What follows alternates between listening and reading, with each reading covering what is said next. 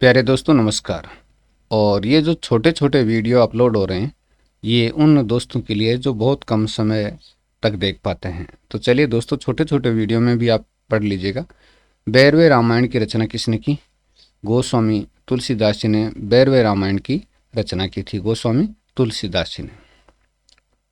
अगला प्रश्न है, आराधना काव्य संग्रह के कवि का नाम बताइए। सूर्यकांत त्रिपाठी निराला का काव्य संग्रह है आराधना। तो आराधना काव्य संग्रह है वो सूर्यकांत त्रिपाठी निराला का काव्य संग्रह है। अगला है, वैराग्य संदीपनी की रचना किसने की? वैराग्य संदीपनी की रचना गोस्वामी तुलसीदास जी ने की थी। तो वैराग्य संदीपनी की रचना तुलसीदास जी ने की। नेक्स्ट प्रश्न अपना है, हिंदी साहित्य का वैज्ञानिक इतिहास। हिंदी साहित्य का वैज्ञानिक इतिहास नामक पुस्तक की रचना किसने की? डॉक्टर गणपति चंद्र गुप्त ने हिंदी साहित्य का वैज्ञानिक इतिहास नामक पुस्तक की रचना की। किसने? डॉक्टर गणपति चंद्र गुप्त ने। नेक्स्ट क्वेश्चन है, डॉक्टर बच्चन सिंह ने हिंदी का प्रथम कवि किसको बताया? विद्यापति को। तो डॉक्टर बच्चन सिंह ने हिंदी का प्रथम कवि विद्यापति को माना है। डॉक्टर बच्चन सिंह ने हिंदी का प्रथम कवि किसको माना? विद्यापति को माना है।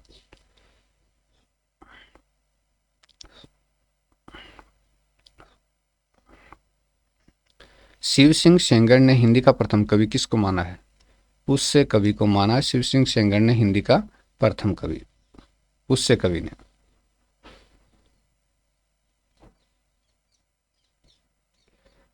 चलिए, नीली झील कहानी के लेखक का नाम बताइए। नीली झील कहानी के लेखक कमलेश्वर की कहानी है नीली झील।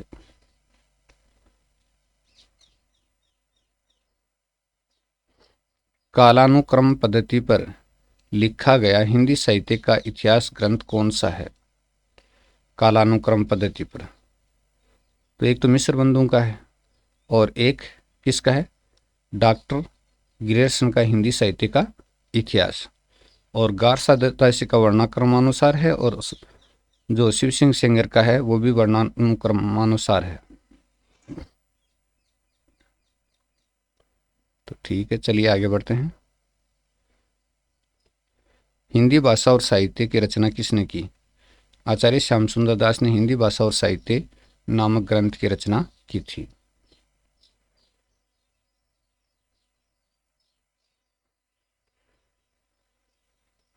नेक्स्ट है, हिंदी भाषा और साहित्य का विकास। हिंदी भाषा और साहित्य का विकास की रचना किसने की?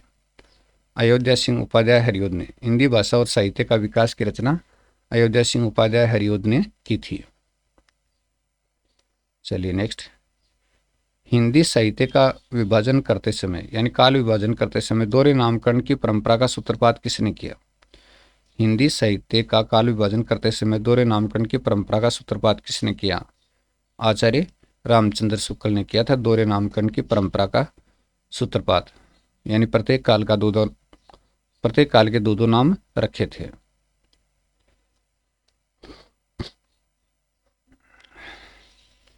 खड़ी बोली हिंदी का प्रथम महाकवि किसको माना जाता है? खड़ी बोली हिंदी का प्रथम महाकवि तो अयोध्या सिंह उपाध्याय हरिओद को माना जाता है खड़ी बोली हिंदी का प्रथम महाकवि। चलिए, गारसा दत्तासी के हिंदी साहित्य के इतिहास का अनुवाद किसने किया? गारसा दत्तासी के हिंदी साहित्य के इतिहास का अनुवाद किसने किया?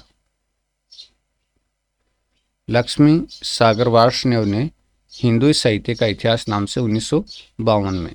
लक्ष्मी सागर वार्ष्णेय ने हिंदू साहित्य का इतिहास नाम से 1952 में किया था गारसा दत्तासी के हिंदी साहित्य के इतिहास का हिंदी अनुवाद।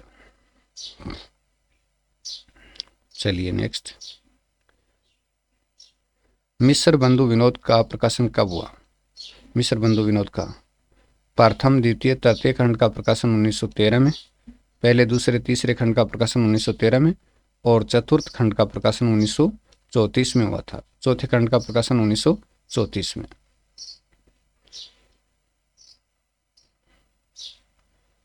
चलिए, कृष्ण गीतावली की रचना किसने की? कृष्ण गीतावली की रचना गोस्वामी तुलसीदास जी ने की थी। कृष्ण गीतावली की रचना। गोस्वामी तुलसीदास जी ने। अगला है गीत कुंज काव्य संग्रह के कवि का नाम बताइए। गीत कुंज सूर्यकांत त्रिपाठी निराला का काव्य संग्रह है गीत कुंज।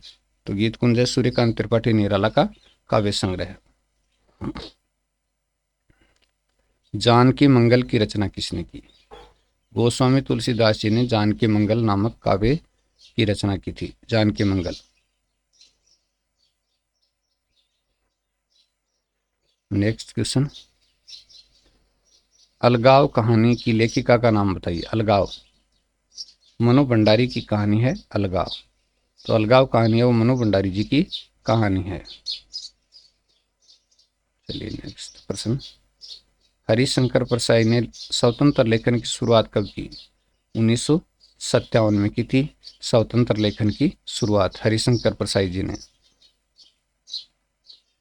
अगला प्रश्न है, दो चिड़िया कहानी संग्रह के कहानीकार का नाम बताइए। दो चिड़िया।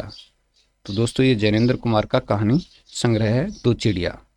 तो दोस्तों वीडियो अगर अच्छा लगा तो कमेंट कीजिएगा और बड़े वीडियो देखने के लिए चैनल पर आप विजिट करें।